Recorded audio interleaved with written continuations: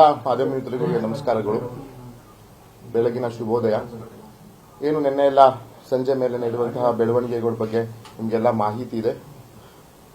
ಏನು ಬಿಜೆಪಿ ಮುಖಂಡ ಮತ್ತು ವಕೀಲ ಅಂತ ದೇವರಾಜೇಗೌಡ ಅವರು ಇಲ್ಲಸಲ್ಲದ ಆರೋಪ ಮಾಡಿ ಒಂದು ಸುಳ್ಳಿನ ಸುರಿಮಳೆನೆ ನಮ್ಮ ಪಕ್ಷದ ನಾಯಕರುಗಳಂತಹ ಜನ ಸರ್ಕಾರದ ಮುಖ್ಯಮಂತ್ರಿಗಳು, ನಮ್ಮ ಉಪಮುಖ್ಯಮಂತ್ರಿಗಳ ಮೇಲೆ, ನನ್ನ ಮೇಲೆ ಇಲ್ಲಸಲ್ಲದ ಆರೋಪಗಳನ್ನು ಮಾಡಿದ್ದಾರೆ.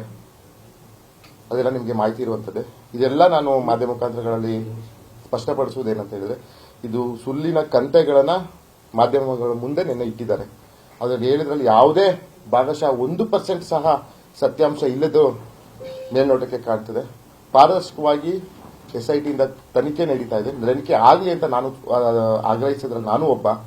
ಹಾಗಾಗಿ ನನ್ನ ಮೇಲೇನು ಆರೋಪ ಮಾಡಿದ್ದಾರೆ, ಯಾವುದೋ ಒಂದು ಖಾಸಗಿ ರೆಸ್ಟೋರೆಂಟ್ ಅಲ್ಲಿ ಹೋಗಿ ಮಾತುಕತೆ ಮಾಡಿದ್ದಾರೆ ಹಾಗೆ ಹೀಗೆ ಅಂತ, ಅದಕ್ಕೆ 100% ಶುದ್ಧ ಸುಳ್ಳು. ನಾನು ಬಹಿರಂಗವಾಗಿ ಅವ್ರಿಗೆ ನಾನು ಕೇಳ್ತಾ ಇದ್ದೀನಿ, ಚರ್ಚೆಗೆ ಬರಲಿ, ಹಾಸನಕ್ಕೆ ಚರ್ಚೆಗೆ ಬರಲಿ, ಬಹಿರಂಗವಾಗಿ ಒಳನಸ್ಪರ್ಕೆ ಚರ್ಚೆಗೆ ಬರಲಿ.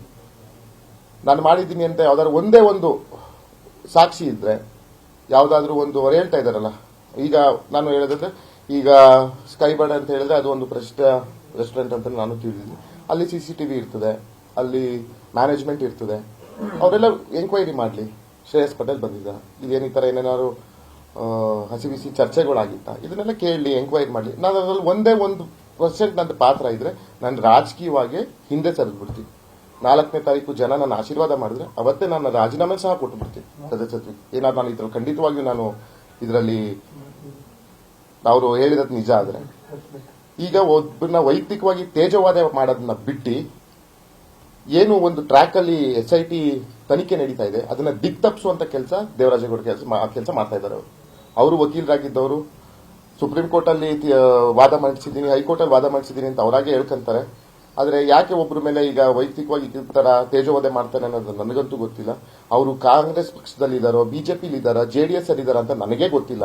ಒಂದೊಂದು ಬಾರಿ ಒಂದೊಂದು ಪಕ್ಷದ ಪರ ಮಾತಾಡ್ತಾರೆ. ನಿನ್ನೆ ನಿಮ್ಗೆ ಗೊತ್ತಿರಂಗೆ ಯಾವ ತರ ತಿರ್ಚಿ ಏನ್ ಮಾತಾಡಿದ್ದಾರೆ ಅನ್ನೋದು ಗೊತ್ತು. ಈಗ 6 ತಿಂಗಳು ಮುಂಚೆ ಎಲ್ಲ ನಮ್ಮ ಹಾಸನ ಜಿಲ್ಲಾ ಪ್ರತಿನಿಧಿಗಳೇ ಇಲ್ಲಿರೋರು. ನಿಮ್ಗೆಲ್ಲರಿಗೂ ಗೊತ್ತಿರಂಗೆ 6 ತಿಂಗಳು ಮುಂಚೆ ಏನೇನ್ ಮಾತಾಡಿದ್ದಾರೆ, ಯಾರು ಹಾಸನ NR ಸರ್ಕಲ್ ಅಲ್ಲಿ LED ವಾಲ್ ಮುಂದೆ ಬಿಡ್ತೀನಿ ಅಂತ ಹೇಳಿರೋದು ಯಾರು, ನನ್ನ ತಾವಿದೆ ಅಂದ್ಬಿಟ್ಟು ಮಾಹಿತಿ ಅವರ ಪಕ್ಷದ ಹೈಕಮಾಂಡ್ಗೆ ಕೊಟ್ಟಿರೋರು ಯಾರು, ಮತ್ತೆ ಯಾರು ಅವ್ರ ವಿರುದ್ಧ ಯಾವುದು ಅಕ್ರಮ ಆಸ್ತಿ ಗಳಿಕೆ ಆರೋಪ ಮಾಡಿಕೊಂಡು ಕಾನೂನು ಹೋರಾಟ ಮಾಡಿದ್ಯಾರು, ಇದನ್ನೆಲ್ಲ ಮಾಡಿಬಿಟ್ಟು ಇವತ್ತು ತಾನು ತಿಂದ್ಬಿಟ್ಟು ಗಂಡವ್ರ ಮೇಲೆ ಒರ್ಸೋದಂತ ಏನು ಗಾದೆ ಇದೆ, ಆ ರೀತಿ ಬೇರೆಯವ್ರ ಮೇಲೆ ಯಾಕೆ ಹೇಳ್ತಿದ್ದಾರೆ? ಇಲ್ಲಿ ಪಾಪ ಅನ್ಯಾಯ ಆಗ್ತಾ ಇದ್ರು ಸಂತ್ರಸ್ತರಿಗೆ, ಅವ್ರ ಬಗ್ಗೆ ನಾವು ಗಮನ ಹರಿಸಬೇಕು. ದಿನಾ ಮಾಧ್ಯಮದಲ್ಲಿ ಸಂತ್ರಸ್ತರು ಅಂತ ಅವ್ರನ್ನ ಮಾನಸಿಕ ಕುಕ್ಕುವಂತ ಕೆಲಸನ ಇವ್ರು ಮಾಡ್ತಾ ಇದ್ದಾರೆ. ಅವ್ರಿಗೆ ಸರಿಯಾದ ದಾರಿಲಿ ಇದು ತನಿಖೆ ಆಗಬೇಕು, ತಪ್ಪಿತಸ್ಥರಿಗೆ ಶಿಕ್ಷೆ ಆಗಬೇಕು, ಸಂತ್ರಸ್ತರಿಗೆ ನ್ಯಾಯ ದೊರಕಿಸ್ಕೊಡ್ಬೇಕು ಅಂತ ಕೆಲಸ ಮಾಡಲಿ. ನಾವೆಲ್ಲ ಅವ್ರಿಗೆ ಬೆಂಬಲವಾಗಿ ನಿಲ್ಲೋಣ.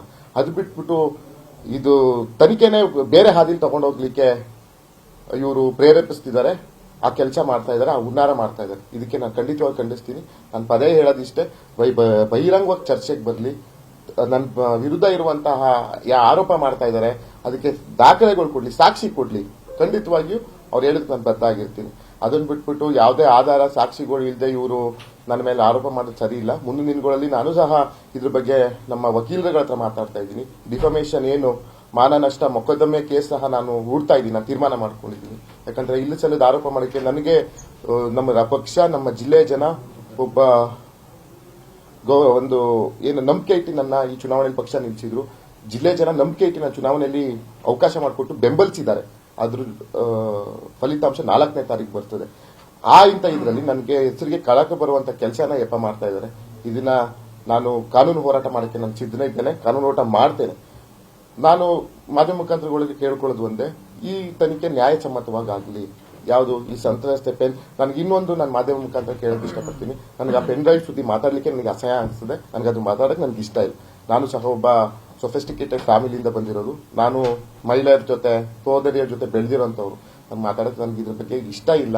ಹಾಗಾಗಿ ನ್ಯಾಯಸಮ್ಮತವಾಗಿ ಅದು ತನಿಖೆ ಆಗಲಿ. ಏನು ಇವ್ರು ಹೇಳ್ತಾ ಇದ್ದಾರಲ್ಲ, ಅವ್ರು ಬಿಟ್ರು ಇವ್ರು ಬಿಟ್ರು ಅಂತ ಏನೇನೋ ಹೇಳ್ತಾ ಇದ್ದಾರೆ, ಚುನಾವಣೆ ಟೈಮಲ್ಲಿ ಬಿಟ್ರು, ಹಾಗೆ ಬಿಟ್ರು, ಅವ್ರ ಮನೆಗೆ ಹೋಗಿದ್ರು, ಅದನ್ನೆಲ್ಲ ಸಾಕ್ಷಿ ಸಮೇತ ಕೊಡ್ಲಿ. ಅದನ್ನು ತನಿಖೆ ಆಗಲಿ. ತನಿಖೆಯಲ್ಲಿ ಯಾರು ತಪ್ಪಿತಸ್ಥಿರ್ತಾರೋ ಅವ್ರಿಗೆ ಶಿಕ್ಷೆ ಆಗಲಿ.